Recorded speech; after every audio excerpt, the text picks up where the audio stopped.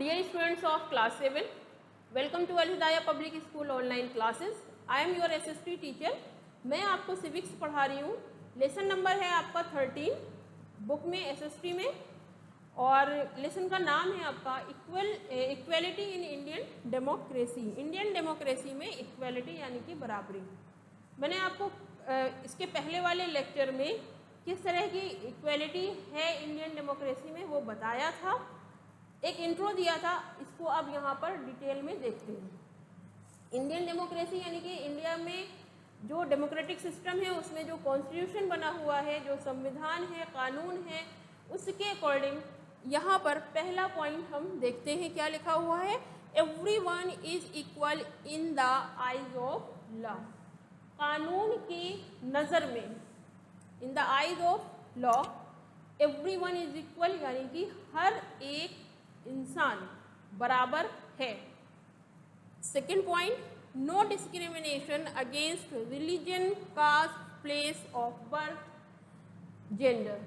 किसी तरह का भी डिस्क्रिमिनेशन यानी कि भेदभाव नहीं किया जा सकता, नहीं किया जाएगा.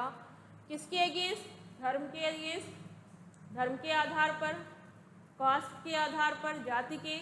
फिर प्लेस ऑफ बर्थ यानी किसी का जन्म कहीं अगर हुआ है तो ये नहीं कहा जा सकता जैसे कि कोई बिहार से बिलोंग करता है, उसका जन्म बिहार में हुआ है, तो किसी अदर स्टेट के लोग ये नहीं कह सकते कि तुम बिहार से हो इसलिए तुम्हें ये अधिकार नहीं है. अगला है फिर जेंडर यानी कि मेल और फीमेल में भी किसी तरह का भेदभाव नहीं किया जा सकता. अगला देखिए, anybody and everybody can visit any public place. कोई भी और हर व्यक्ति किसी भी पब्लिक प्लेस में विजिट कर सकता है.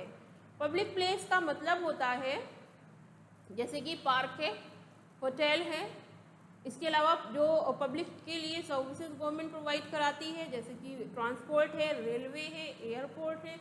यहाँ किसी में भी आप किसी भी पर्सन के साथ किसी भी तरह का भेदभाव नहीं किया जा सकता. ये इंडियन कॉन्स्टिट्यूशन में लिखा हुआ है यानी कि बराबरी के अधिकार सभी को मिले हुए हैं.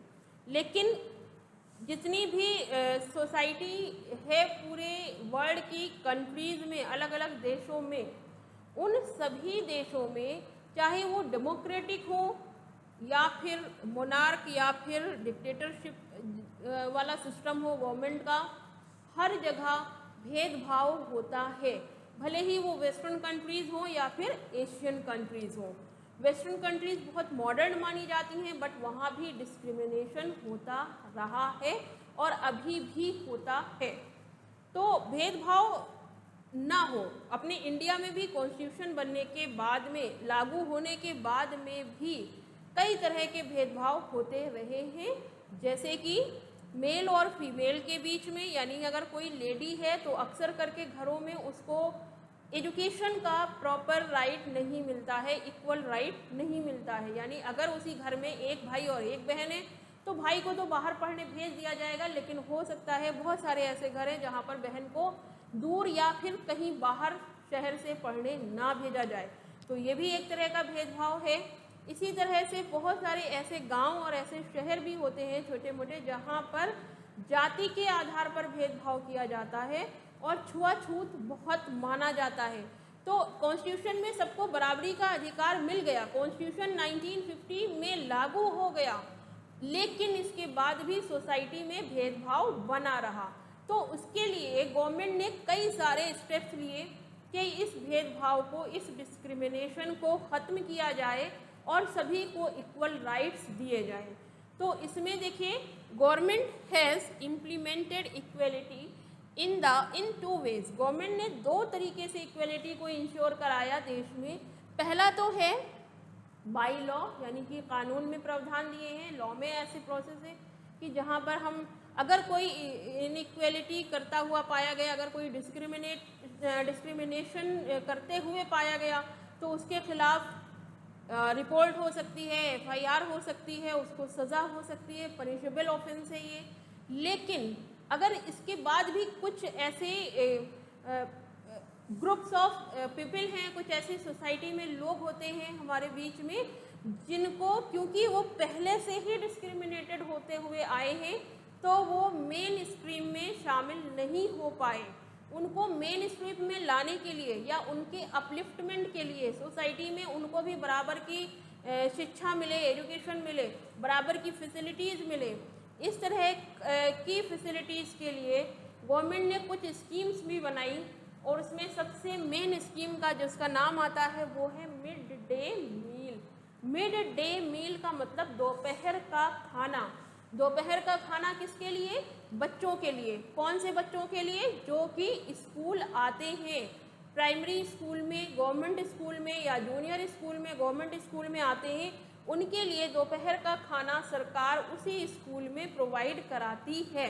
इसके पीछे के दो रीज़न थे।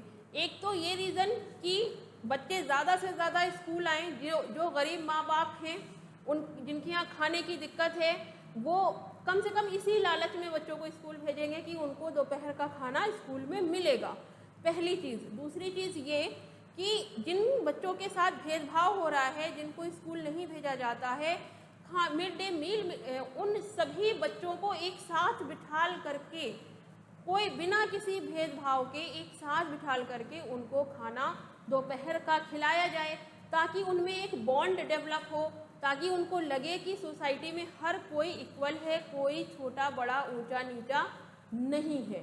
तो इन दो ऑब्जेक्टिव्स की वजह से ये मिड डे मील स्कीम लागू की गई इन 2001, पहली बार तमिलनाडु में 2001 में, सन 2001 में। इसी तरह से और भी बहुत सारी स्कीम्स आप आगे चल के अपने बुक में पढ़ेंगे, जो गवर्नमेंट ने इक्वल राइट्स लाने के लिए, इक्वल राइट्स को इंश्योर करने के लिए बहुत सारी स्कीम्स को चलाया। अब मैंने बात करी थी अभी कुछ देर पहले कि सिर्फ इंडियन डेमोक्रेसी में नहीं, वेस्टर्न कंट्रीज़ में भी डिस्क्रिमिनेशन होता आया है। तो इसमें जो आज के टाइम पे जो कंट्रीज़ अपने आप को सबसे बड़ी कंट्री कहती है वो है यूनाइटेड स्टेट ऑफ अमेरिका, और वहाँ पर भी भेदभाव होता है। आपकी बुक में एक पुराना इंसिडेंट दिया हुआ है, और अभी रिसेंट कुछ दिन पहले ही वहाँ पर एक ब्लैक पर्सन को, जो काला पर्सन था, जिसकी स्किन काली थी, डार्क स्किन, उसको पुलिस वाले जो कि गोरी स्किन वाले थे, फेयर स्किन वाले थे, उन्होंने ज़बरदस्ती उसको छोटी सी किसी गलती की वजह से मार डाला।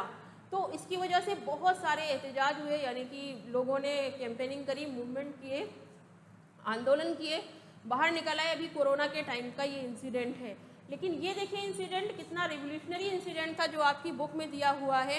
इस हेडिंग में आप देखेंगे issue of equality in other democracy. Other democracy में क्या? रोज़ा पार्क्स एक इंडियन अमेरिकन थी, इंडिया से बिलोंग करती थी, और इवन ये अफ्रीकन अमेरिकन ज़्यादा कहलाई जाती थी, क्योंकि ये अफ्रीका, इनके जो पेरेंट्स थे वो अफ्रीका के भी रहने वाले थे। तो रोज़ा पार्क्स ने 3 दिसंबर 1955 को एक बस में, जिस सीट में ये बैठी हुई थी, उस सीट को गोरे इंसान के लिए खाली करने से मना कर दिया। क्योंकि अमेरिका में क्या होता था कि अगर कोई फेयर स्किन वाला पर्सन है तो उसके लिए बस की सीट खाली करनी पड़ती थी, और इसके लिए सीट खाली करने, जो काली स्किन वाला, जो डार्क स्किन वाला पर्सन होता था, उसको जाके पीछे बैठना पड़ता था, ना कि आगे वो सीट नहीं ले सकता था। तो इन्होंने इसके खिलाफ आवाज़ उठाई और इन्होंने सीट अपनी छोड़ने से मना कर दिया। अब जब इन्होंने सीट छोड़ने से मना कर दिया और ये आवाज़ बुलंद हुई, तो लोग, जो डार्क स्किन के लोग थे, उन्होंने आंदोलन शुरू कर दिया। वो सड़कों पर निकल आए, और फिर मजबूर होकर गवर्नमेंट को एक एक्ट पास करना पड़ा, जिसका नाम था सिटीजन राइट्स एक्ट।